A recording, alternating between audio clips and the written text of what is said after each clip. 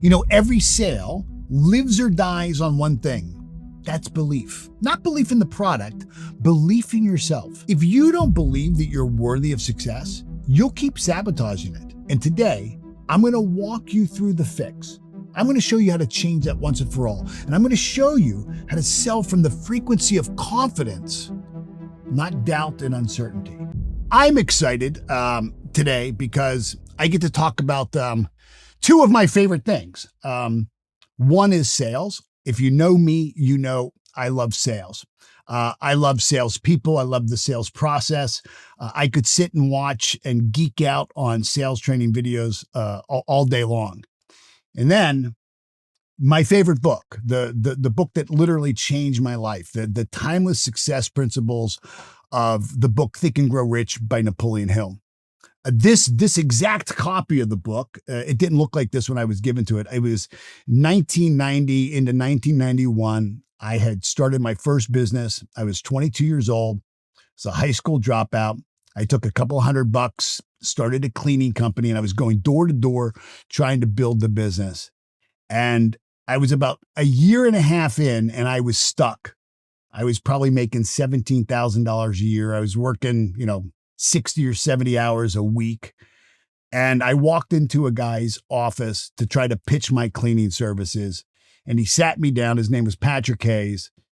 And he said that he would mentor me. And he handed me this book. And for the next 3 years, he took me through this book, word by word, page by page, paragraph by paragraph, chapter by chapter. And when he did that, he said to me, he said, if you're not a millionaire in 5 years, it won't be my fault. It won't be my fault. If you'll do what I show you to do, the way I show you to do it, the number of times I show you to do it, it won't be my fault if you're not a millionaire in 5 years. And within a couple of 100 years, I had made $250,000. And then by the 5-year mark, I had a net worth of $1 million. And then it's shot up ever since. And this book has literally transformed my entire life. It was my guide to breaking through all of my limitations. And so I've now kind of taken Hill's original work and I've distilled it into 10 specific sales growth principles that really align with what I teach inside our Martinelli sales method. But what I am going to do is I'm going to walk you through 3 of these principles that I've identified that are probably the easiest for you to pick up and walk today. And my promise is if you just apply even one of these 3 that I'm going to talk about today, that it will make a difference in your next sales call. It will make a difference not only in how you feel, it will make a difference in your results. I guarantee it. But, you have to apply it. So let me start by defining what sales is as we define it in the Martinelli sales method. Because again, I don't believe that you can really learn something if you don't understand it and if you can't define it. So sales at its highest level is the transference of emotion. It's the transference of emotion.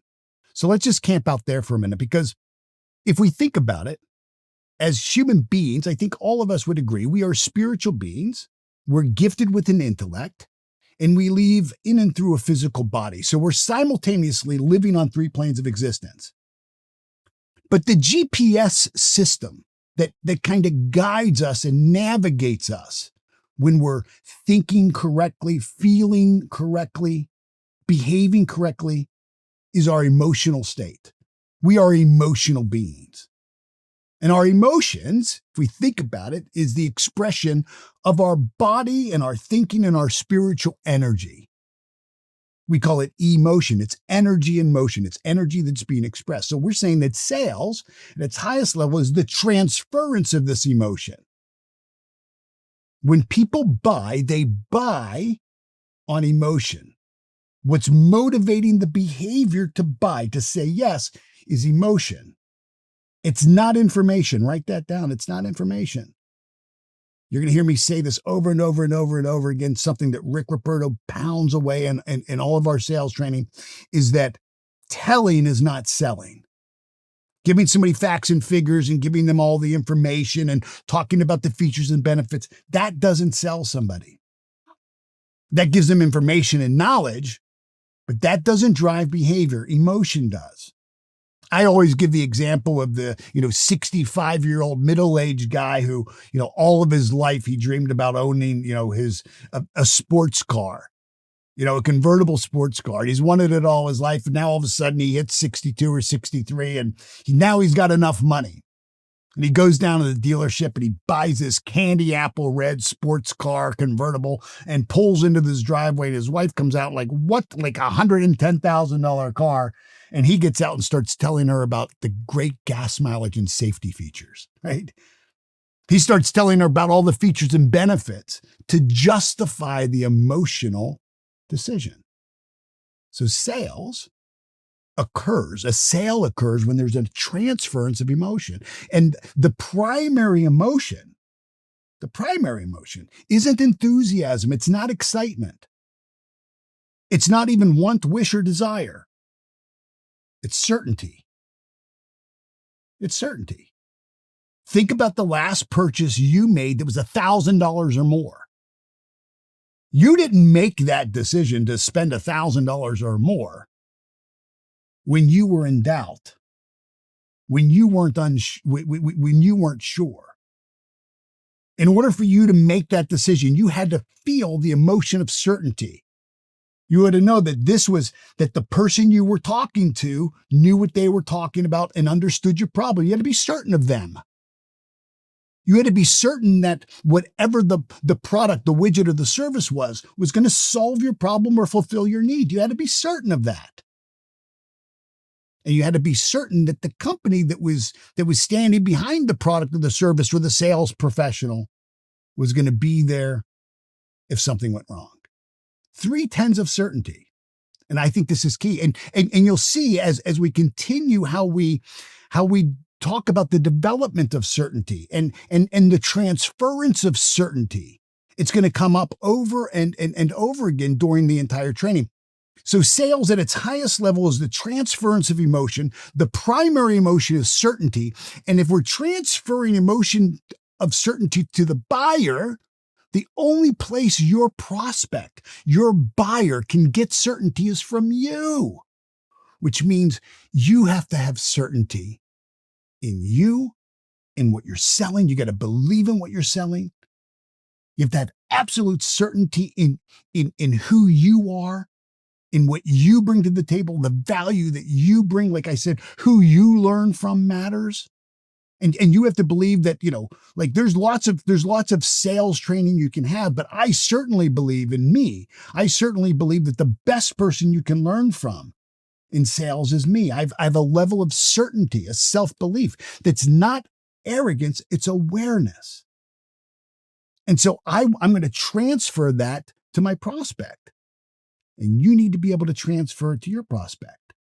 So with that in mind, let's jump to the first principle that we're going to talk about. Remember, we're looking at 3 principles from the Think and Grow Rich book that I believe are fundamentals of sales. So here's the first one. And it's you can't sell and serve someone when you're in resentment. You can't do it.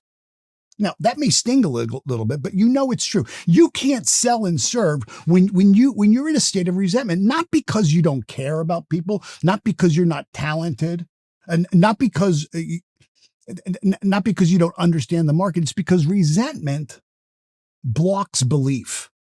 And belief is the foundation of all influence, and it's what creates certainty.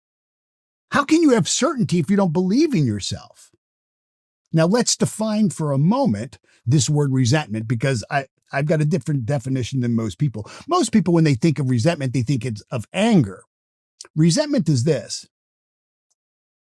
I'll say it a couple of times. Resentment is any negative emotion. So go ahead and write that. Resentment is any negative emotion, and underline that.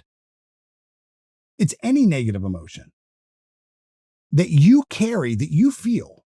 So it's any negative emotion that you feel or you carry towards any person, any place, anything, any condition, circumstance, thought, or idea including yourself and God and the dead. Okay? That's a pretty big definition. It's any negative emotion towards any person, place, thing, condition, circumstance, thought, or idea. It's the human state. We're all going to face resentment every single day. Can you have resentment against your goal or your dream? Sure, because if you can be afraid of it, if you can be scared of it, you can be unsure of it, if you can be jealous, if you can be envious, if you can be impatient, all of those are negative emotions. So as soon as you hold a negative emotion, you begin this process of breaking down your self-belief. In other words, you move away from certainty. Now, it might show up as frustration. You might be frustrated with the way things should be. The lead should be better. The market should be better. The prospect should be better. It could be bitterness towards others who have what maybe you don't.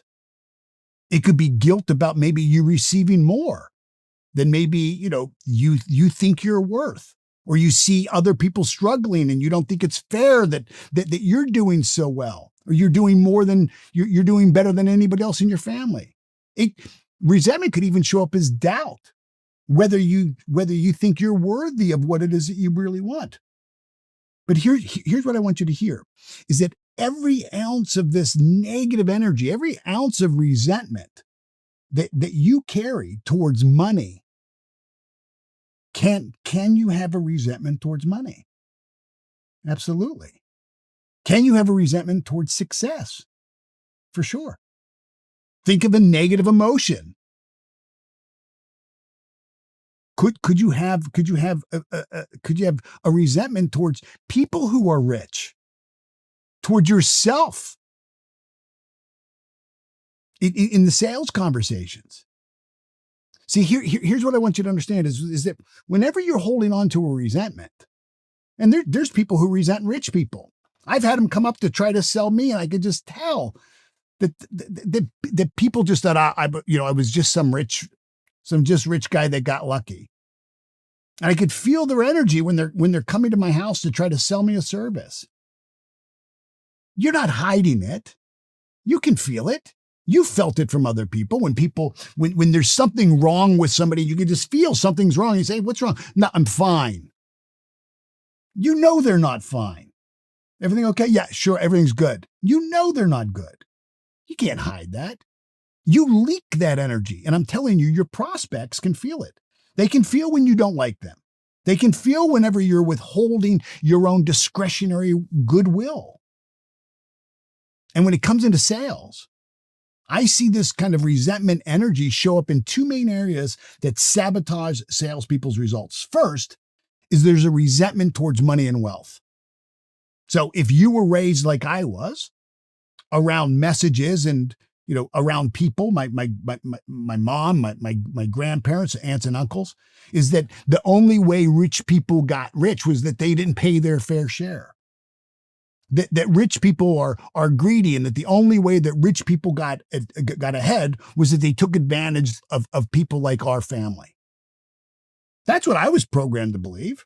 I was programmed to believe that God was some cosmic gambler, that he made some people lucky and other people unlucky, and we were just one of the unlucky ones. Some of you know exactly what I'm talking about. You have a resentment, just kind of buried away, just old programming. And this resentment also shows up when people get caught up with this incessant search for fairness. When we all know, I think we all know, there is no such thing as fair. There never was, and there never will be. I can tell you in my own personal life, I've had some bad things happen to me. I grew up in an abusive family. That wasn't fair. My father left our family when my mom was 3 months pregnant with me. That wasn't fair. But I've also had some good things happen to me. I've had some doors open for me. I've had some privileges given upon me. That wasn't fair either. I didn't do anything to deserve them. So if fair is a real thing, then my question to you would be, who's going to be the arbitrator of fairness? Who's going to determine what's fair? It's not fair that somebody has that much money. I can remember, sitting down watching TV, and we were watching, my mom, my grandmother, we were watching Lifestyles of the Rich and Famous. Remember it? Right? Robin Leach. They're wealthy, they're rich. And my grandmother saying, no, nobody should have that kind of money. Nobody needs an 18-room mansion. Nobody should. Well, somebody does. Somebody does have that. Somebody does make $1 million, Grandma. Nobody's worth that amount of money. She didn't think it was fair. See, I think if there's an arbitrator of fairness, it should be me. I should be the person who says what's fair in the world. I think I'm an honest guy. I'm a nice guy. I'm a fair guy. So should I be in charge of what's fair? But let me guess. If I tell you that I'm going to be in charge of who's fair, then you probably don't think that's fair, do you? You think maybe you should be. Because it's not fair, and it can never be fair. So we hold on to these stupid resentments and thoughts about money, about other people, based on fairness and based on programming. We can have resentments about our price. Don't charge too much. Be fair. Just make a fair profit. I'll talk to people when I'm first mentoring on them, and they say, "Well, I'm not looking to make. It's not about money for me." Well, then go work for a nonprofit. You're going to step into a business as an entrepreneur. It better be about money for you. That's how you're going to keep score. Money's going to be a direct measurement of the value you bring. The more value you bring, you can't stop money from flowing to you if you give value. Well, I just want to make a fair profit. What's a fair profit? Or like my grandmother, nobody needs to be that rich. I think many of us have money can't make you happy. Well, let me tell you this. Everybody wants to find out for themselves, right? Everybody wants to find that out for themselves. So if these resentments are kind of running in the background of your belief system, then anytime you try to sell anything, especially transformational or high-ticket offers, your subconscious mind runs interference.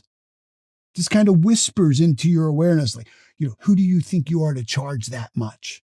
They're not going to pay that. Don't be too confident, though. You're going to sound arrogant. And then suddenly, the very transformation that you're trying to offer gets filtered through this frequency of guilt or scarcity or hesitation. Here's a question. Do you think that the energy of guilt, scarcity, or hesitation matches the energy of certainty? I certainly don't. And then there's this second layer of money resentment. And I think this one is probably even deeper. Like if the first one doesn't kill you, this one comes right after it. And it's the resentment that we carry towards ourselves. It shows up about us doubting our ability, the imposter syndrome, questioning our worth, minimizing our own experiences, minimizing and marginalizing the value we bring, comparing ourselves to real experts.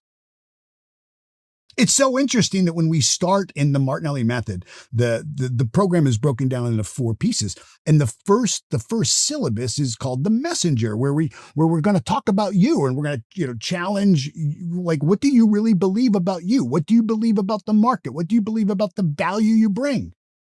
And I ask people, what are you an expert in? And it's like,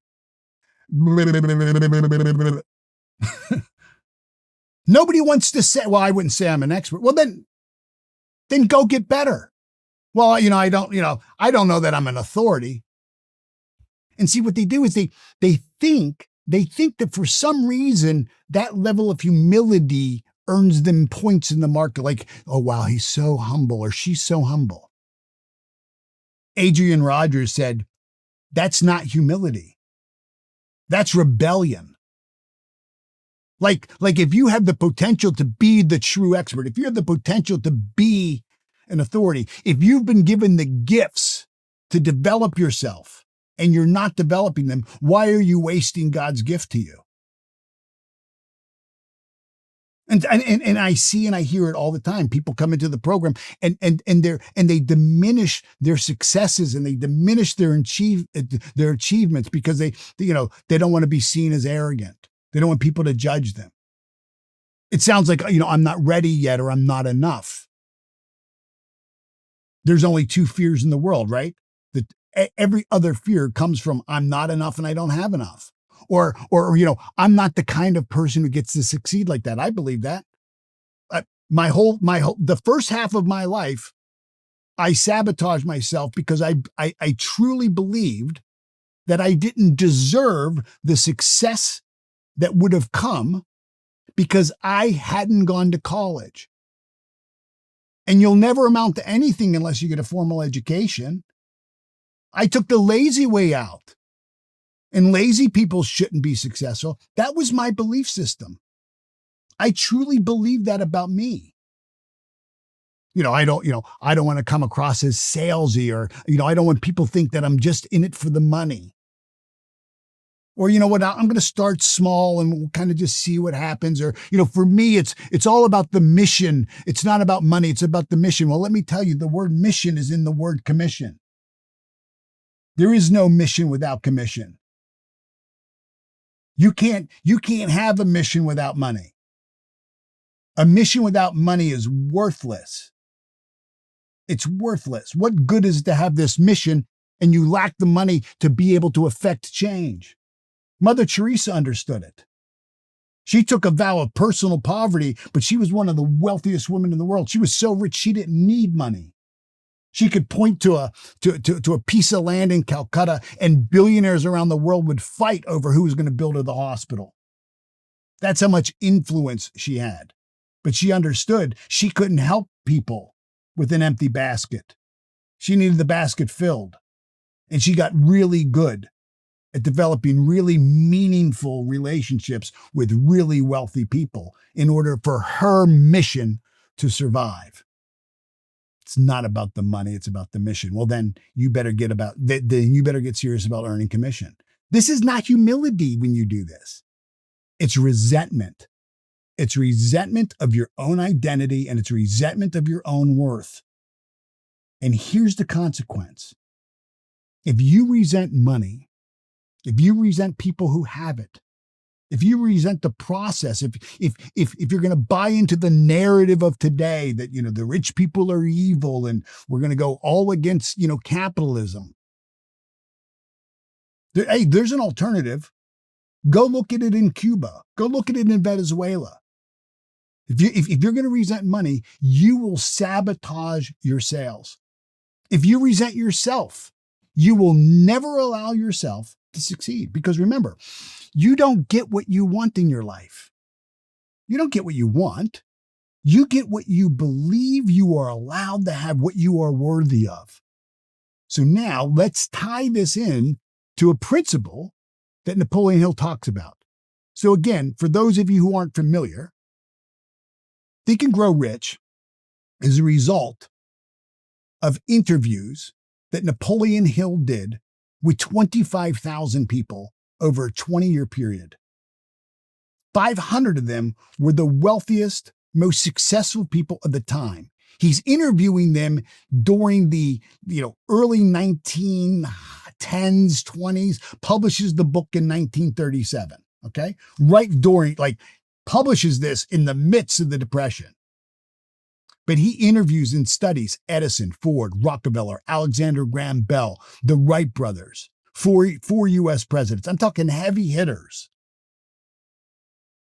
And at the end of all that, he says, I've come to the conclusion that it wasn't that these people had an abundance of generalized or specialized knowledge that led them to great success. It's that they had developed the intellectual faculties of their mind. In other words, the way that they thought. They developed the intellectual faculties of the mind to such a degree that they could create, manifest, or attract anything they wanted in their life, here's the kicker, without violating the rights of other people. And so he identifies 13 principles that all of these men and women had in common. And each one of them is a chapter in the book. I'll give you a hint. There's not a chapter that says go to college and get a good education. There is one on faith. There's not a chapter about, inheriting money or getting, starting with money or being rich or being able to, have access to markets. No, but there is a chapter on desire. There's not a chapter on luck. There's a chapter on imagination. And so in this book, Think and Grow Rich, he tells us very early in the book, he says that there's a secret hidden in the book. And he says the secret's hidden in every chapter. And he says if you can find the secret in the book, you can have anything you want in your life. And then he gives us a hint. He says this is in the preface of the book, and this is in my book it's on page 15. He says, as a final word of preparation before you begin the first chapter, may I offer one brief suggestion which may provide a clue by which the Carnegie secret, remember that the book is based on his interview with Andrew Carnegie. Carnegie was the wealthiest man in the world at the time. Carnegie says that this secret can be recognized. He said it is that all achievement, all earned riches have their beginning in an idea. An idea. Any idea will work. He says, if you are ready for the secret, you already possess one half of it. If you already possess one half of it, therefore, you will readily recognize the other half the moment it reaches your mind. See, knowing what you want is half of it. Having the vision and knowing, okay, this is the direction I'm going. The other half is the belief in certainty. It's the belief in certainty. So you have to know what it is that you want, and you have to have the belief in certainty about yourself to create it. About yourself. So as much as you choose the dream has chosen you. How many people actually know what it is that they want? Most people don't. Most people can give you a wandering generality. Yes, most people, they say I want more money. So I give them a $5 bill and it says, is that it? Well, no, that's not really what they have in mind, but $5 is more, but that's not specific enough. Most people can tell you what they don't want. Look, when Patrick asked me, when he was taking me through this book, what do you want? Well, I don't want to miss rent. I don't want my car to break down. I don't want to live in struggle anymore. I don't want to stay stuck. I don't want to live mouth to mouth, month to month. But see, that's not clarity. That's not clarity. That's avoidance.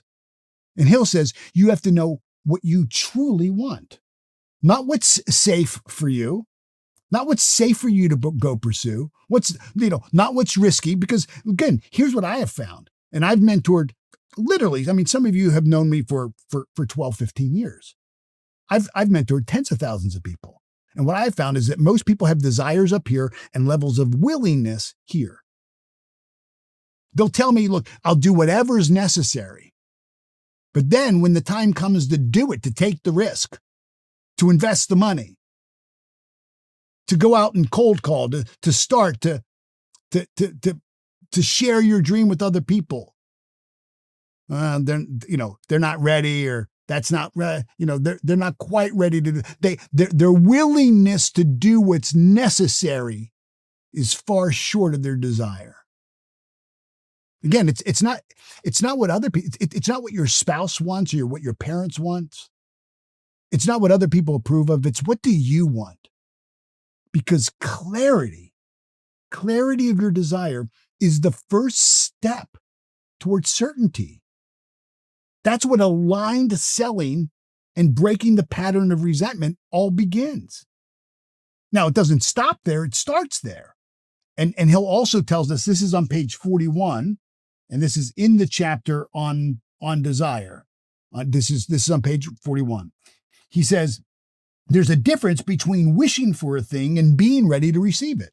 He says, no one is ready for a thing. No one is ready for a thing until he believes he can acquire it. The state of mind must be belief. not mere hope or wish. Open-mindedness is essential for belief. Closed minds do not inspire faith, courage, or belief. Remember, no more effort is required to aim high in life, to demand abundance and prosperity, than is required to accept misery and poverty. The state of mind must be belief, because that gives you the certainty. That's what sales is. Sales then is, I know what I want. I know my value. I believe in who I am. I believe in the value I bring. I believe in my offering. I believe in my ability to understand and be empathetic to your wants and needs. And I believe in the company or organization to back it up.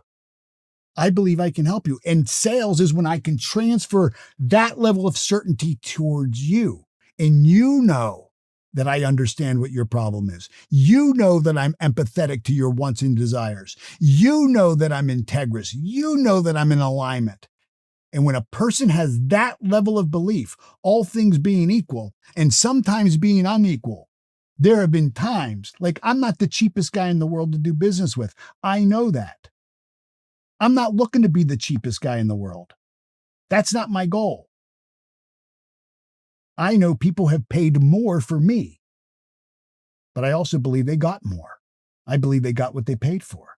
I'm not competing on price, and neither should you.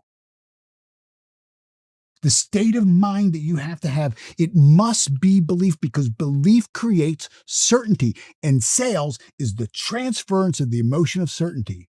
So the first half is that you know absolutely what it is that you want with clarity. And then the second half is that you have to be bulletproof in your belief. And he develops this idea of desire because desire is just a starting point.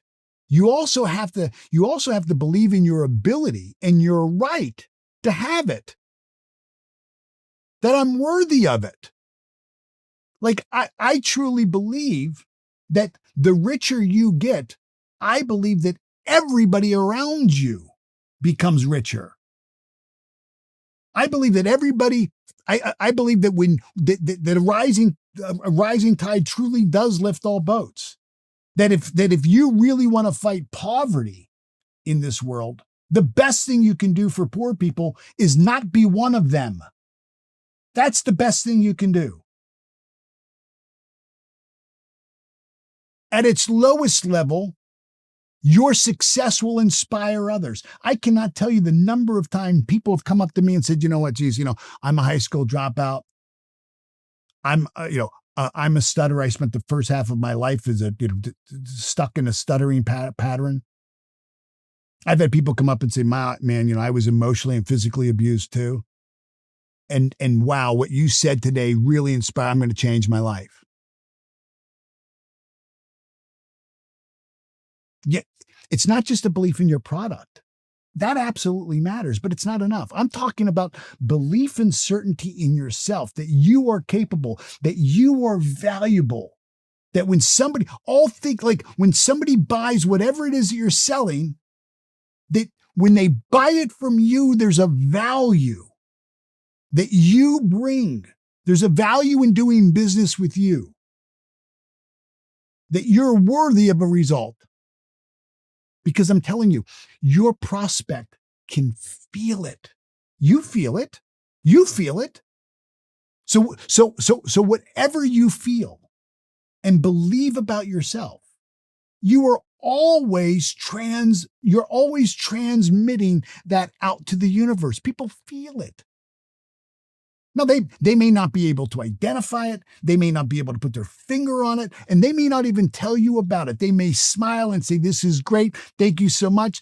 Send me a proposal.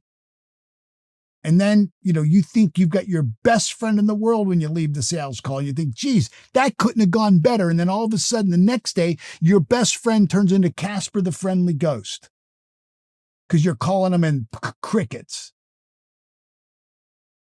People can feel it. They don't tell you it, but you leave the room and they look over to their colleague and say, I don't know, I just don't get a good vibe from that person. What's that mean? I don't get a good vibe. That means that they're consciously aware that there's a negative vibration. They don't know what it is, but it's just your energy doesn't match the certainty that they have. Even if you say the right words. Even if you could say all the right words, but if you're saying them from a place of doubt, they'll hear the hesitation and they'll walk away.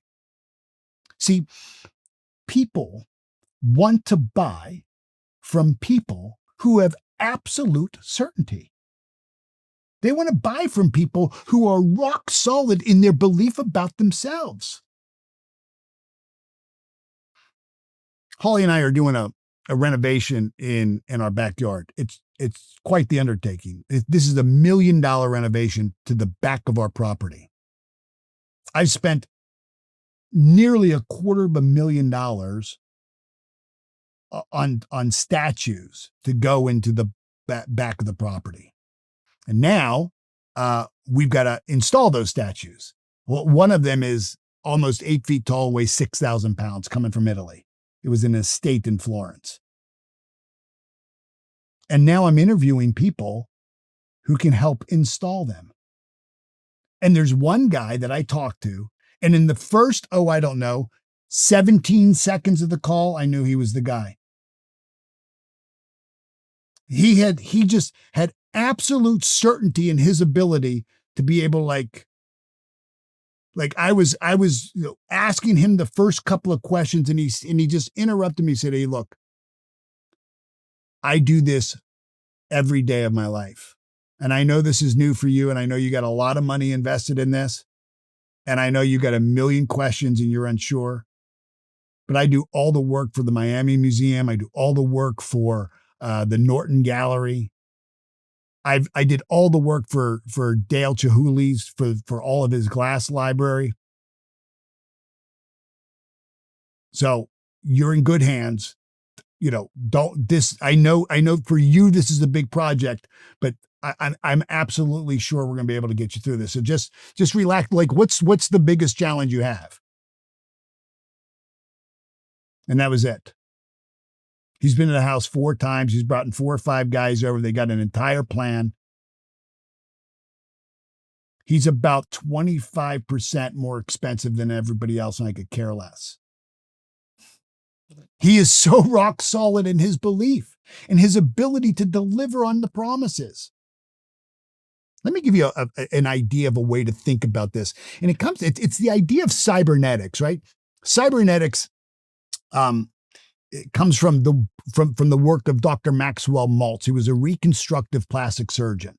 And he worked on people who were either born with a birth defect that disfigured their face, or people who were injured in an industrial accident and injured their face. And as a result of this disfigurement, they were living their life with this feeling of inferiority, right? This complex that they're not good enough, they're not worthy enough, they're not beautiful. And he developed this work. This is the 1960s. In the 1960s, this was transformational. He realized that he could change the outer appearance of them, and yet 2 years later, the person would still be suffering from the inferiority complex. And he could show them before and after pictures, and you could see it. And then he realized, it clicked on him, I have changed the outer image, but I never changed the image that they hold of themselves in their mind. So it's called Psychocybernetics. Psyche is the Greek word for mind. Cybernetics is the science of control and behavior in electrical systems. So think about the heating and cooling in your house. So we think of what a thermostat is. I live in Florida. Our second floor of our house gets warm. Hot air rises. So I can go to the thermometer, and the thermometer will tell me the upstairs of the house might be 78 degrees. Now I can click and flick that thing all I want. I'm never going to change the temperature in the room. What I have to do is I have to go to the thermostat, because the thermostat controls the programming of the unit. And so I can take the thermostat and I can lower the temperature down to 68 degrees. And as soon as I do, instantly and automatically, the cooling system of the house goes to work. It measures the deviation between 68 degrees and 78 degrees. It sends a message through the wiring system of the house down to the outside unit, turns on a blower, releases freon gas, and one of two things happens. Either the house is brought to 68 degrees or the machine blows up trying to get there. The thermostat controls everything. So that's kind of cybernetics. But this works in us too. Even when you want more. Even when you know the script, even when you've learned all the tips and tricks, and even when you're right in front of the person to sell and you've got the opportunity, if your internal thermostat, which in you and me is your self-image, it's how you see yourself. It's also your self-esteem. That's your personal self-regard. So my self-image is the image I see of me and I believe you see me as. Self-esteem is my personal self-regard, how I value me and how I teach you to value me. The composite of my self-image and the composite of my self-esteem, we bring those together, that creates my self-identity. And if your self-identity, if your program is still set like mine was to struggle, to I'll never amount to anything, to boy, in order for me to get ahead, I'm going to have to work really hard. That was my belief. I'm going to have to kill myself to be successful. If that's your programming, that programming will not allow yourself to rise. It won't allow yourself to outperform your setting. You'll ghost the follow-up. You'll lower your price and you'll say, oh, I knew I shouldn't have done that. You'll go off script. You'll go off to Pluto. You'll break rapport. You'll back off when you know you should have leaned in. Not because you're weak, but because you're not a match internally for the result that you say you want. Like how many of you, let's be really, do a checkup from the neck up here. How many of you know right now that you have more potential than this year's tax return showed? Like how many of you know you're worth more money than you made last year? Raise your hand. You know you're worth more. And yet for some reason, there's some reason why you didn't do it. And I assure you, I don't know what you do. I don't know the kind of work you're in, but I guarantee you, if you and I sat down for about 20 minutes and you told me how much money you made, I could show you somebody who's in your exact field, probably in your same market, who made more than you and who's not any sharper, who's not any smarter, who doesn't have more knowledge. They think differently of themselves. Take a look at history. I mean, it's filled. Abraham Lincoln, think about him. He was born into poverty. He had almost no formal education. He wrote in his journal about how he carried these deep insecurities whenever he would meet men of status. When he would meet men of status or men of means. When he became a lawyer, he notoriously undercharged for his services. He avoided collecting payment, so he would provide service, and then he wouldn't go back and collect the payment because he didn't feel worthy of them. He felt guilty about making money. And his law partner said that Lincoln had to learn how to believe in himself. He had to learn how to overcome this feeling of insecurity. Think about this. It's about us developing an identity of someone who is worthy, someone who's worthy of authority. Here he is trying to be president. Most of you know the story. He tried and failed because he never saw himself as a person worthy of the power and authority. We see this all the time. We see this in the outward results that we get in our own lives all the time. Lincoln had to grow into the role of becoming Abraham Lincoln.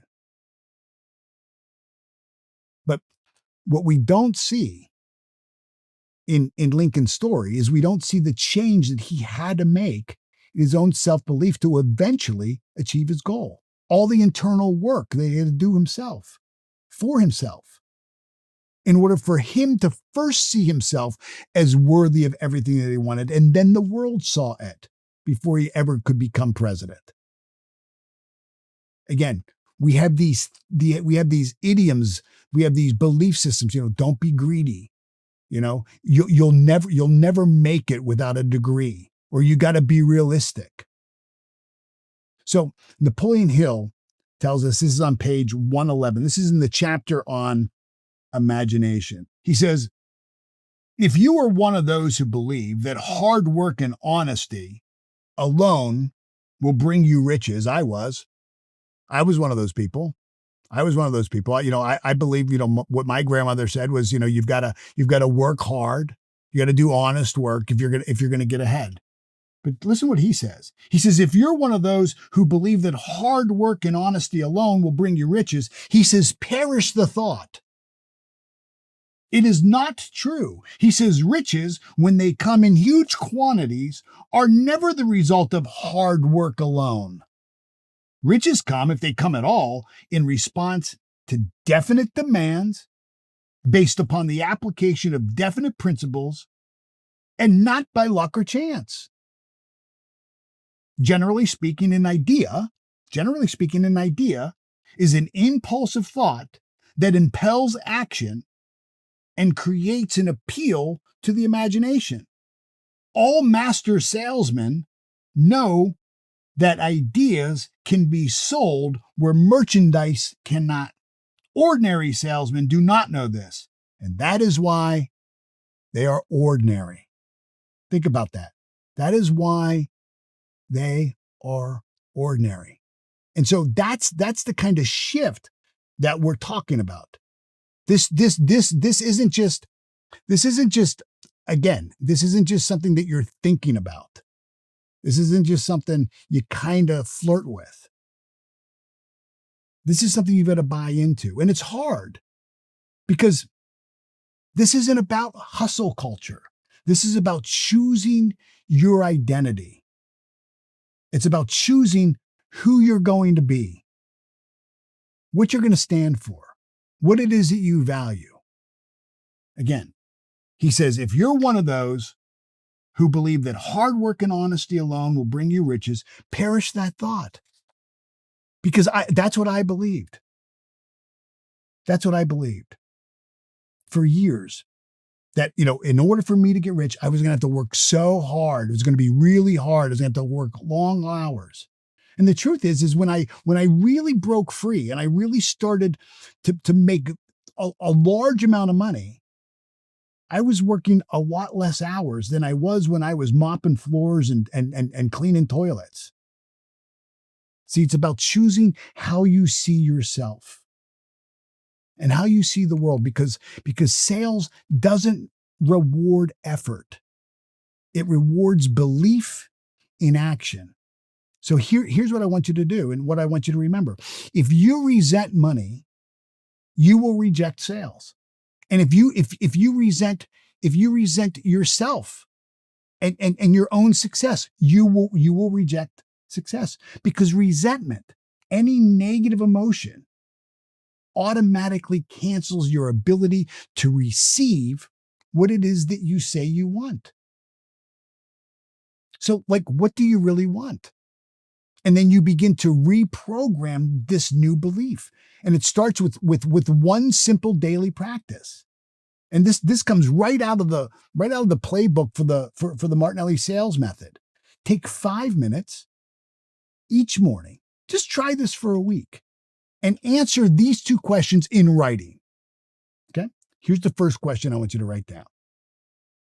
What result do I want to create for my client today? What result do I want to create for my clients today? What's the outcome that you want for your clients? And then number 2, what must I believe?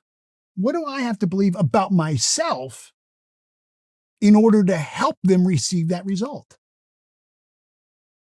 Don't just think it. I want you to write it. Because when you write, you activate belief. You start resetting that thermostat. The thermostat. See, what you write, you invite. And if you want to sell at a much higher level, you have to live at this higher frequency of belief because you can't sell and serve when you're carrying resentment. You've got to let all of those old limiting beliefs go. And when you do, everything opens up. See, after all, you can't receive what you resent. Write that down. You can't receive what you resent. Let's jump into number 2. Hey, before we go any further, I just want to interrupt this because I want you to go and I want you to download a resource. It's called the Belief Upgrade Guide that I created for you. This guide is the reset button that most sales professionals never press. It's going to walk you through 10 identity level shifts that help you rewire how you show up and present yourself during a sale. Not just in what you say, but who you are when you say it. And I'm going to walk you side by side, and I'm going to take you step through the exact reframes and the reflections and these small micro agreements and actions that installed the beliefs that all the top closers operate from. Because see, we don't rise to your level of training. You rise really to your level of self-identity, your self-belief.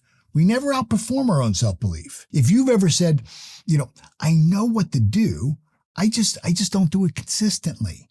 Or you felt that way, like I don't know why I don't do the things I know I should, like something gets in my way. This guide is the answer. It's going to help you close the gap between what you're capable of, what you know you can do, and what you're actually doing.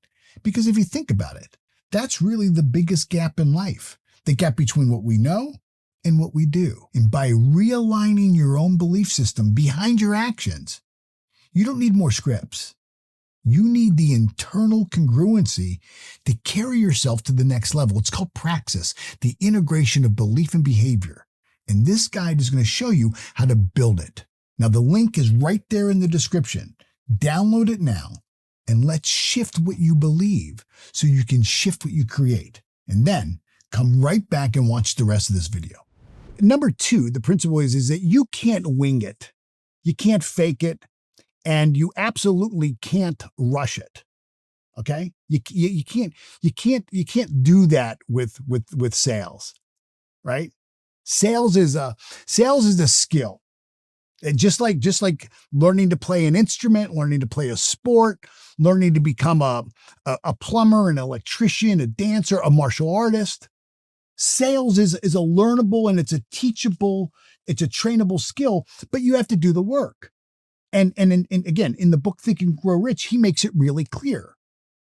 He makes it really clear that is key to you turning your desire into reality, is that you have to come from this place of power. But my question is where does the power come from? So he has a chapter.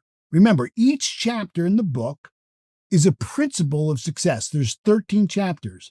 This comes from the chapter on specialized knowledge. It's on page 85 in my book. He says the accumulation of great fortunes calls for power. And power is acquired through highly organized, intelligently directed, specialized knowledge.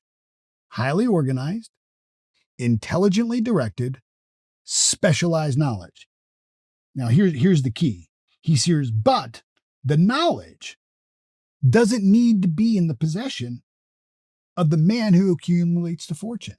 In other words, you don't have to have the knowledge to start. You don't have to know all the answers. Like, I don't know how to build what they're building in my backyard. I don't have the answers, but I do know I needed an architect. I do know I needed an engineer. I did know I needed a designer. I did know I needed a concrete guy. I knew I needed a plumber, an electrician, a roofer. See, power is not charm. It's not guessing. It's not showing up and hoping that things work out. And I think this is an important thing for us to note. You don't have to be in the possession of the knowledge. You just need to know where to access it. And that's what all of you are doing here today. You're accessing my knowledge in sales to increase your results. On page 83, Napoleon Hill says, knowledge is only potential power.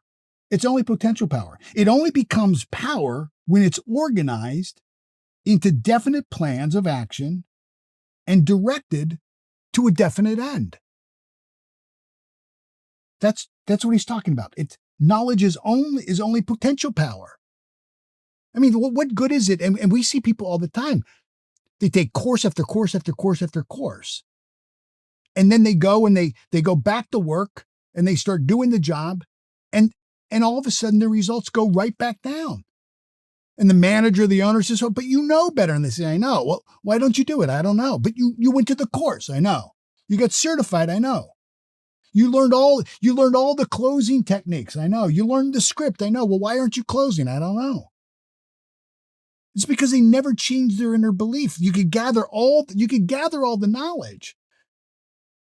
But if it's not applied to a specific purpose with a definite plan, if it's not organized, intelligently directed, if it's not coming from a place of certainty, people feel it. Let's be honest. Too many people try to fake it until they make it in sales. They memorize a script, they smile, they think they're saying all the right lines, but inside they have a level of uncertainty. Maybe it is imposter syndrome. Maybe they don't feel that they're worthy. But it comes across as shallow. Because they haven't done the work. They haven't done the work. And they know they haven't done the work. And because they haven't done the work, it shows. Like the idiom that the world can spot a phony a mile away is a truism for a reason. I mean, you're seeing that in action right now. We got hundreds of people on the call. Nobody in my position wants to see everything collapse. And here I am. I've got hundreds of people on a live call, and boom, the camera dies, the computer dies, everything dies. Like we must have got a spike of lightning or something. What was it? It was 90 seconds. Boom, we're right back at it. Let's go. Because I'm not faking this. I've done this. I've lived this. I'm a pro. A pro is at their best regardless. People can spot a phony a mile away. Either you are or you aren't. And here's the good news. The good news is this, is that you don't have to be great to get started. Like, you don't have to be the best in the world. You don't have to have all the answers, but you do have to start to be great. You have to start somewhere. Look at Julia Child, right? She didn't start cooking until she was 40 years old.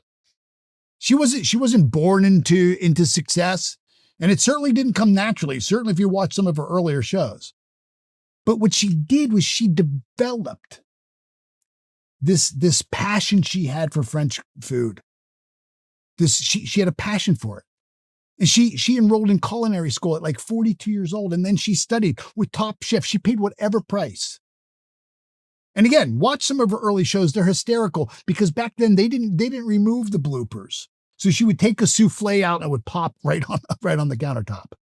But she kept going and she practiced and she did it for years before she ever published her first book, Mastering the Art of French Cooking. She only became a household name because she respected the craft enough to be trained and enough to become the authority and the expert.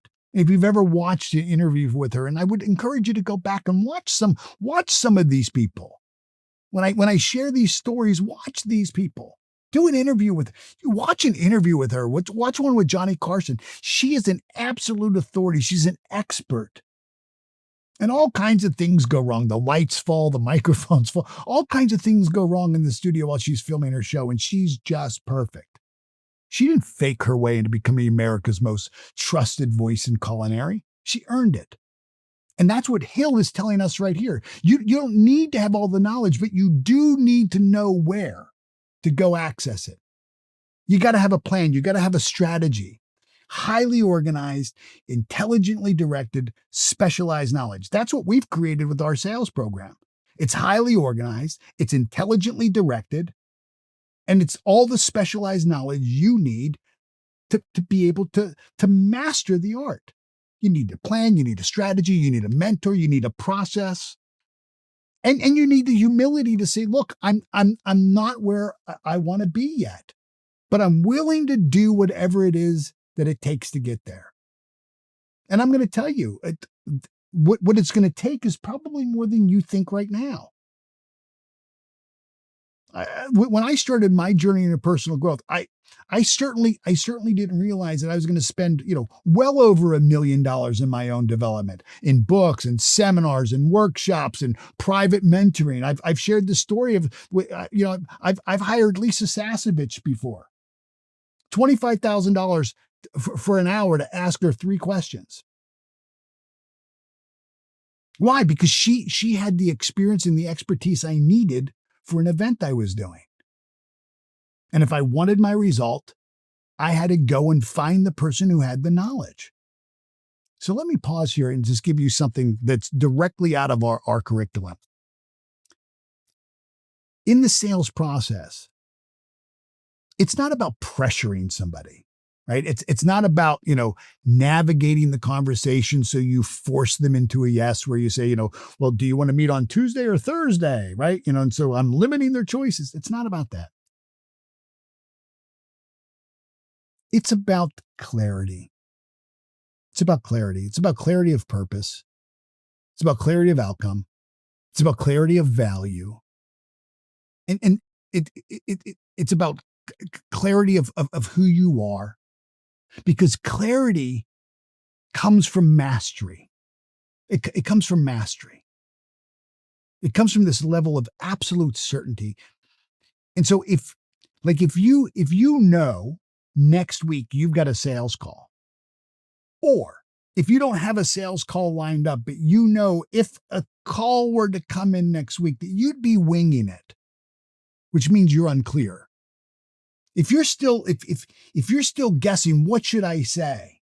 If you're guessing, like, what order should I do things, it means that you haven't been trained.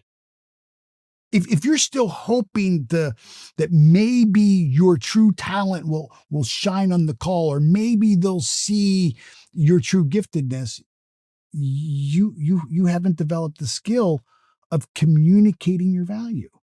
And skill is what separates top producers from everybody else. So let's go to Hills. Hill tells a story, and it's probably my favorite in the book. He's talking about a guy named Edwin Barnes, and Barnes wants to go into business with Thomas Edison. Now, let me be really clear. He's not looking for a job. But Barnes wasn't going to meet Edison and ask for a job. He was asking to be his partner.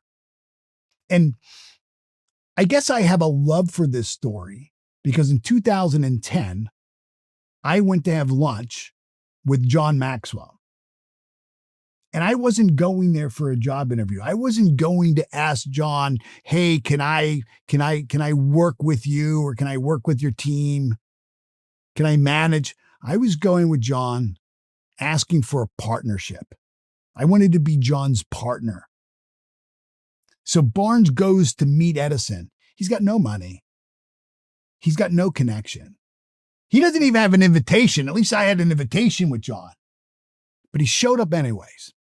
And it's fascinating. This is on page 34 in the book.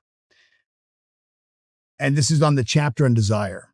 He says, he went to East Orange, and he did not say to himself, I will try to induce Edison to give me a job of some sort. He said, I will see Edison, and I will put him on notice that I have come to go into business with him. That I've gone into business with him. He did not say, I will keep my eyes open for another opportunity in case this one fails. I will get what I want in the Edison organization. I will be Edison's partner. He said, there is but one thing in this world that I am determined to have, and that is a business association with Thomas A. Edison. I will burn all bridges behind me and stake my entire future on my ability to get what I want. He left himself no possible way of retreat. He had to win or perish. That is all there is to the Barnes story of success. He wasn't faking this. This was faith in action. See, that's the kind of student who becomes the master. Now contrast that with the myth that many of us are taught, like just do honest and hard work, or good things come to those who wait. Barnes could have waited the rest of his life and would never have gotten the partnership that he got with Edison. Put your head down and do your best. No, it doesn't work that way. I'm not saying that you don't have to work hard. I'm not saying that you don't have to put your head down. I'm saying you got to do all of those things, but that's not enough. Because in all of that, there's still a spirit, there's still an energy that precedes that. And that energy is felt by people. And again, that energy is certainty. And again, I shared it before. Let's go to the chapter on imagination. This is on page 111. If you are one of those who believe that hard work and honesty alone bring riches, perish the thought. Remember this? Remember this quote? He says, it's not true. Riches, when they come in huge quantities, are never the result of hard work alone. Riches come, if they come at all, in response to definite demands based on the application of definite purpose, not by luck or chance. Generally speaking, an idea is an impulse of thought that impels us to action, an appeal to the imagination, and all master salesmen know that ideas can be sold where merchandise cannot. It's not about hard work. See, riches come in response to definite demands based on the application of definite principles. That's the difference between people who try to sell and people who train to sell. There's a lot of people who try it, but they've never been trained. And what I mean by training is this is where you gather information, you go out and you execute. That's where real learning happens. That's where the training comes in. Gathering information is not training. Neither is just activity. That's not training. Activity is when you've gathered knowledge and then you've tested it through action and then you have an outcome, you have a result, and then it's the feedback from the result that enters you back into the training loop. This is okay. This is a result. I need to get better. That's what we teach in the Martinelli method. We don't treat sales like it's a personality trait. We treat it like it's a profession, like it's a discipline. Like it's an art form, because certainty has to be earned. It has to be created, and you develop it through putting in the time, through putting in the reps. In our empowered living community, we have an amazing woman, Doneen Taylor, and she won the world's title in rodeo, like riding a horse, right? That comes out of the gate and there's a cow and you've got to lasso it, get up, tie it.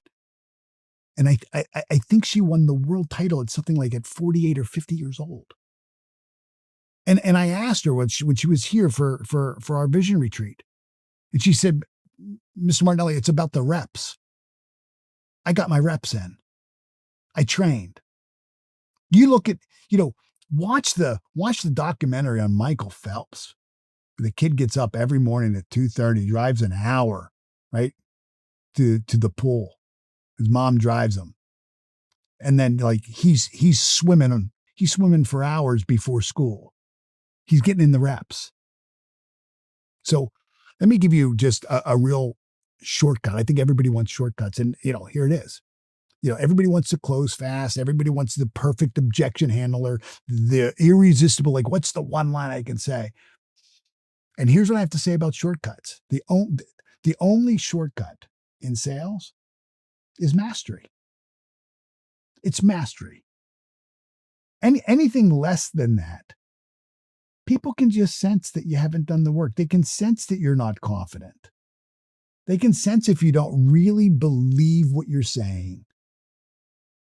They can believe if they can sense if you don't have that level of certainty. So once you master principles, once you master a belief, once you master certainty, then sales stops being something that you perform and it just becomes somebody you are.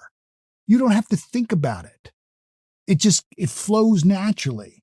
And that energy of seeing somebody who's in the flow, like if you've ever worked with somebody who's in the flow, it's magnetic. You feel it. You're drawn to it. And so I think this is the challenge. Are you guessing? If you were to look at your calls coming up this week, if you've got sales calls this week, are you like right now, are you certain how those are going to go? Are you certain about the value proposition? Are you certain that you're going to be able to communicate your value, that you're going to be able to understand their needs, their wants, and transfer the emotion of certainty to them, that you're going to be able to solve their problem or get their needs met? Or are you guessing? Like, are you guessing or are you growing? Because if you're still winging it, they're going to feel that. If you're scared to admit it, and you're not willing to lean into the discomfort that says, I've got to get better, you won't get better. It's not enough for you to have the desire to succeed. Desire doesn't get it done. We're talking about kind of frequency. And in the chapter on desire, Hill talks about we start with want or wish, right? People want or wish for something. They hope, right? For me, I wanted to get rich. I wanted to make more money. I hoped I would get lucky. I hoped I was living at want or wish. Everybody wants want or wish. I remember Les Brown saying, if want and wish were enough, everybody would be skinny, rich, and happy. Who doesn't want to be skinny, rich, and happy?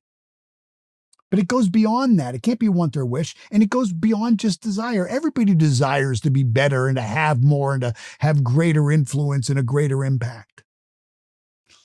This is on page 35, and this is in the chapter Desire. He says, every person who wins in any undertaking must be willing to burn the ships and cut all sources of retreat. Only by doing so can one be sure of maintaining the state of mind known as a burning desire, which is essential for winning. So let me ask you, what do you need to burn? Like what habits? What excuses? What story? For me, it was the story that, life isn't fair. I started as a high school dropout and I was abused. I didn't have the money. That was my sad story. The only thing worse than an excuse is a good one. And I was full of excuses. What excuse, what story, what shortcuts are you trying to hold on to that keeps you from developing this level of mastery? Because if you want to sell at a higher level, you don't get paid when you try. You get paid when you train. That's when you get paid. It's when you learn a tactic, a strategy, a principle, and then intelligently direct it towards a specific purpose, and then jump back in and evaluate the result. Look at the outcome and say, okay, what could I do better? Where do I need to improve? Do an honest assessment of where you're at, and then enter back into the loop. Let's go into the last principle, and then we're going to bring this in for a landing. We're going to jump in. I think this is where it's probably the most misunderstood, and it's this. You have to stay in the position of authority. You have to stay in the position of authority. You have to stay in the position of being seen as an expert in every interaction with your prospect. Now, I say every interaction because an interaction could be a text message. It could be an email. It could be a voicemail. It could be an in-person meeting. It could be a cold call. Now, I'm not talking about force. And I'm certainly not talking about arrogance. I'm talking about you being an authority. It's that calm, confident energy that just oozes certainty. It says, I know who I am. Like, I know who I am. I know what I bring. I know my value. I know not only do I want to help you, I know I can help you. And when you have that level of authority, people feel it. They feel it even before you speak. They feel the vibration. They feel your intention. They can feel your certainty. And if you lack it, they feel that too. This isn't like sales fluff. This is a principle that's deeply embedded in what he talks about in Think and Grow Rich. It's one of the core principles. So let's go back to the story of Edwin Barnes, right? He's got no money. He's got no contacts. He's got no invitation. He's got no reason why Edison would ever be taking him seriously. And he travels to East New Jersey for days in the storage compartment of a freight train to meet with Edison. And so he walks into Edison's lab after he jumps off the train. And when he arrives, this is what Hill writes about how Edison described meeting Barnes. So we heard what Barnes was thinking about going to Edison, that he was going to go and he was going for a partnership. He wasn't going there to work. He was going there with a specific person. This is what Edison tells Napoleon Hill about his meeting with Barnes. It's in the chapter on desire. It's on page 32, and it's absolutely brilliant. He says when Edwin C. Barnes climbed down from the freight train in East Orange, New Jersey, more than 50 years ago, he may have resembled a tramp, but his thoughts were those of a king. As he made his way from the railroad tracks to Thomas Edison's office, his mind was at work. He saw himself standing in Edison's presence. He heard himself asking Edison for the opportunity to carry out the one consuming obsession in his life, a burning desire to become the business associate. Barnes' desire was not hope. It was not a wish. It was a keen desire, transcended everything with a definite and a purpose. On page 18, in the intro, he says this: he stood there before me like an ordinary tramp. So Edison seen Barnes after 4 days in a boxcar train on a train, and he says he looks like an ordinary tramp. He says, but there was something. If you've got the book Think and Grow Rich, I've got mine here. I've got that underlined. He says, but there was something. There was something in the expression of his face which conveyed the impression that he was determined to get what he had come after.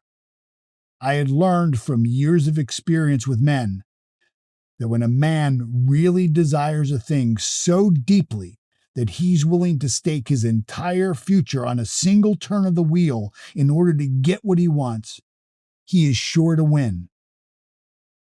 I gave him the opportunity he asked for because I saw he had made his mind up to stand there until he had succeeded. That's authority. That's certainty. That's like you talk about self-leadership. Barnes didn't go there to work for Edison. He says, I'm going into business with him. That mindset, that self-image, that certainty transferred. I remember when I met with John Maxwell, Jupiter Hills Country Club. Just me, John, Scott Fay, private dining room, having lunch. And here's John Maxwell, the number one authority in leadership. Written hundreds of books, right? He's the top guy, making at that time $75,000 a keynote. Who am I to have the right to come in and talk to John? But John's up here. But see, I saw myself worthy. I saw myself worthy. I went in with absolute certainty. I had prepared for that meeting. Those of you who've gone through the sales program, you know the strategy I had in the first 4 seconds of meeting him. And I transferred that certainty, and it created this energetic bridge. And that's what he's talking about here. There was an energetic bridge that allowed Edison to see past Barnes's holy clothes and dirt, looking like a tramp. He felt the conviction beneath it. And this is what you have to understand, that sales is personal self-leadership. It's the highest level of leadership. Sales is the energy transference, and people don't buy because you educate them or you give them features and benefits. People buy because you transfer your certainty and your belief to them, because you stand in certainty long enough for them to borrow it. And that's what we mean in the Martinelli sales method when we say that certainty doesn't come from sounding confident. It comes from being congruent, inside and out. You can't fake that. You either believe it or you don't. So what if you've been playing small? Like me, what if you marginalize yourself? And if you've been playing small, if you've been kind of leading with doubt or playing it safe, or I don't want to be pushy, then let me just be very clear. Certainty isn't pushy. Certainty isn't pushy. Certainty is reassuring. Like when I talked to Jason about the statues, I didn't feel like he was being pushy when he interrupted me. His level of certainty gave me a peace of mind that I was looking for.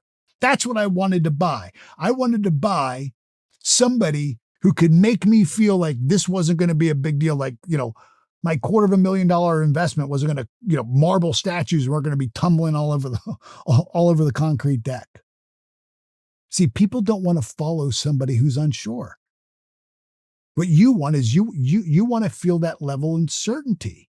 And they won't perceive true certainty as pushiness.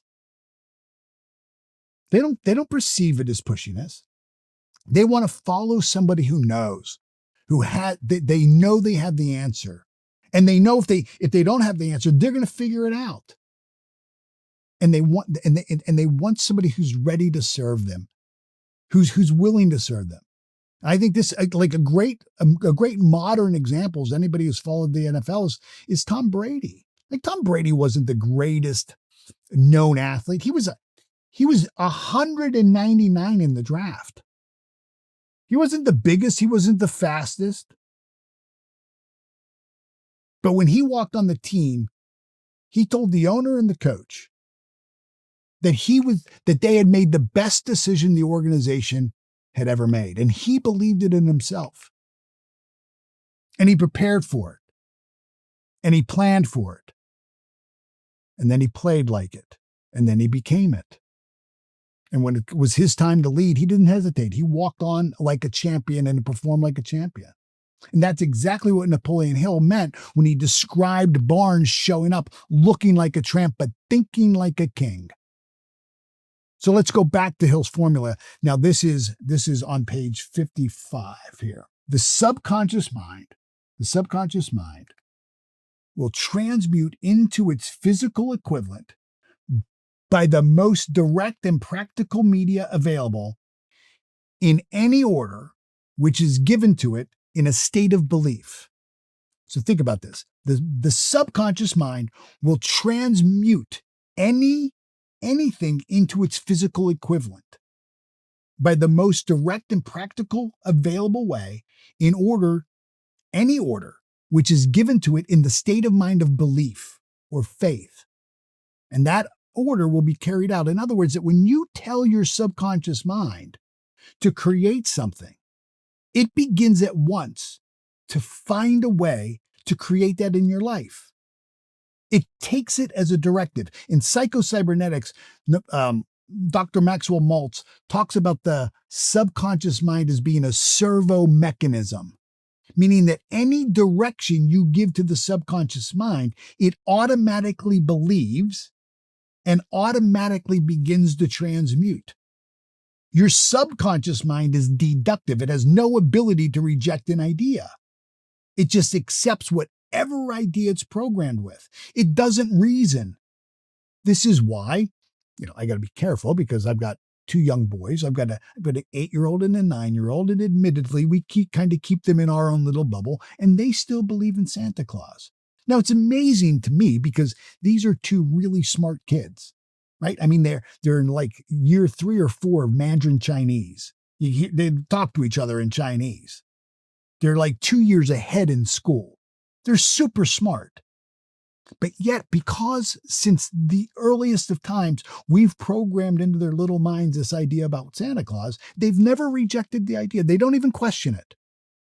So here's like these two really smart kids, not even questioning that there's flying reindeer. But eventually, their reasoning mind will fully develop, and then they'll challenge those ideas. And the minute they do, the belief is gone. That's the power of the subconscious mind. So ask yourself, are you magnetizing people when you meet people with your self-belief, with your level of self-certainty? Do you magnetize the energy of the room that you are the authority, that you are the expert, that you have the right to be there? Is that the dominant energy that you're projecting? Or do you project doubt and hesitation? Are you transmitting confidence or hesitation? Are you owning with authority? Or are you kind of dimming the light because you don't want to brag too much about yourself? You don't want to shine because you don't want to talk too much. So let me tell you something. People don't follow humility. They don't follow humility. They follow vision. They follow absolute certainty. They follow that energy. In the Martinelli sales method and training, we talk a lot about rapport. But we don't say rapport is friendliness. It's not rapport is not like it's not, know, like, and trust. Rapport is about a strategic, dynamic relationship. See, in every human interaction, whenever you meet somebody, there's an unspoken transference that happens. One person automatically allows the other person to lead.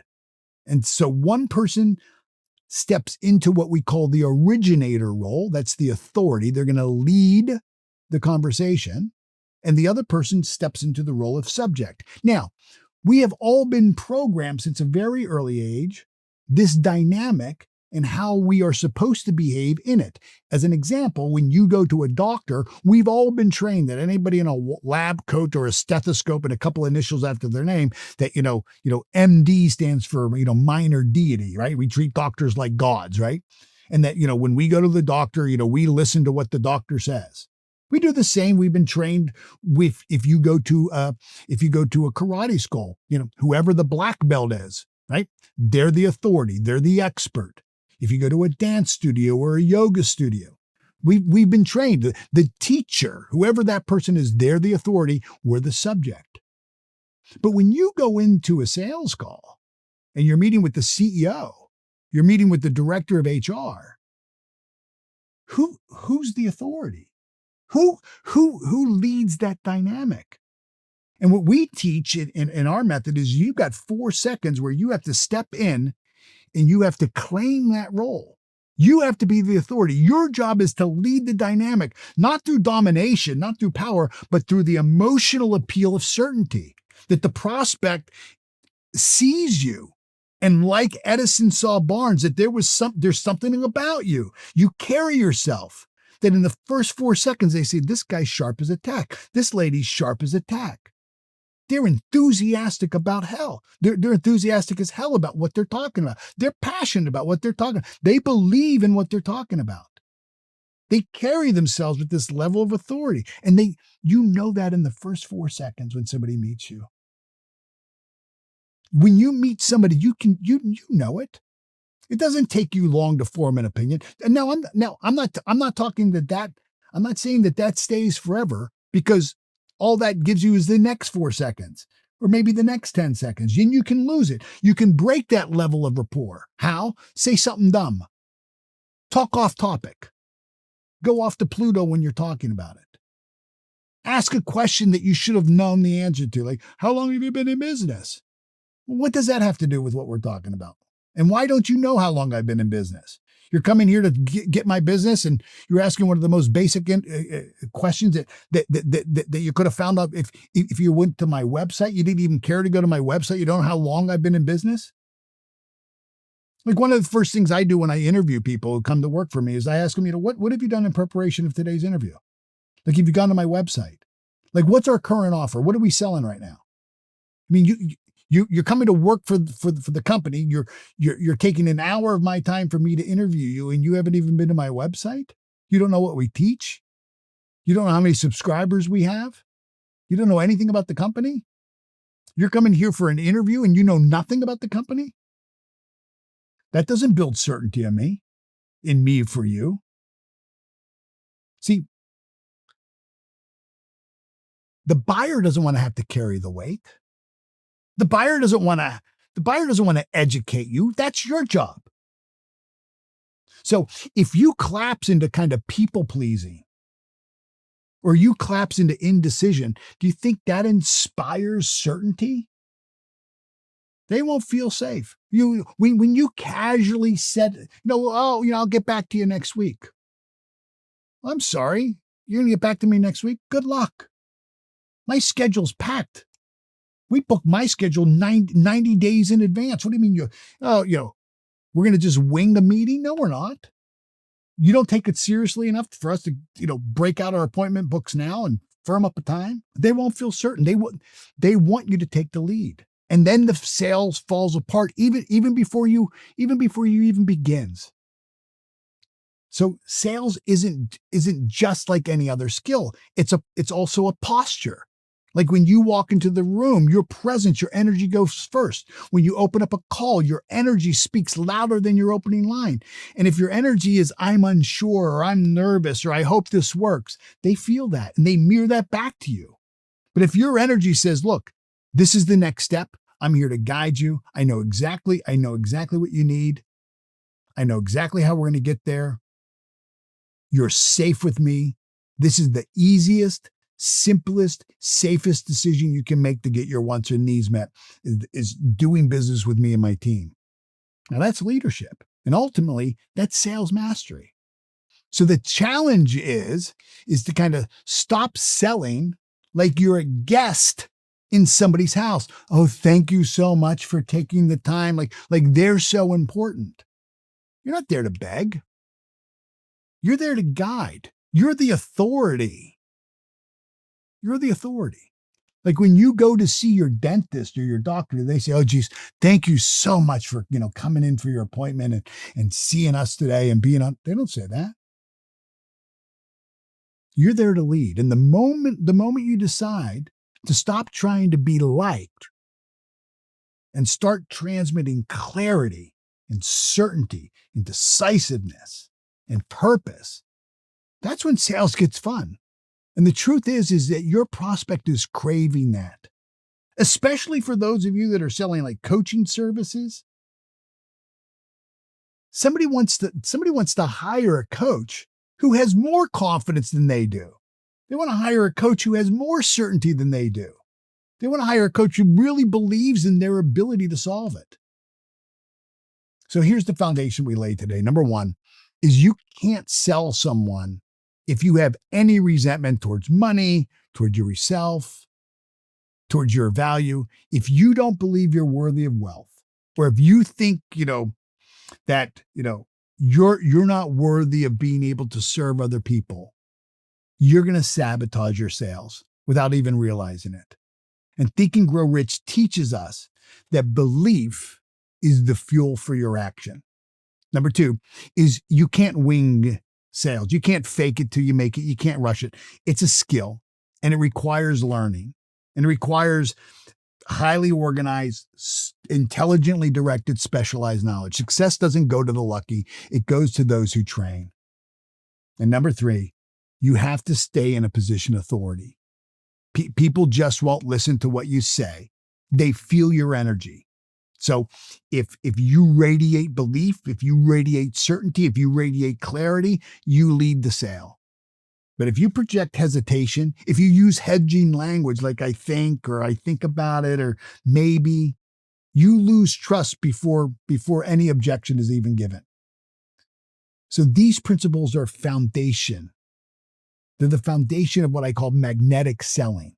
They all point to one core truth, that your inner world creates your outer results. That the journey you have to make in sales is the 18 inches from your head to your heart. You got to get out of your head and into your heart. Your sanctum sanctorum. As a man thinketh in his heart, so is he. So let me leave you with this. These are just 3 principles from Think and Grow Rich that we've kind of reframed into what we'll call sales principles. But I want to be clear that information doesn't create transformation. It doesn't. You can gather all the information. This is great stuff, good entertainment.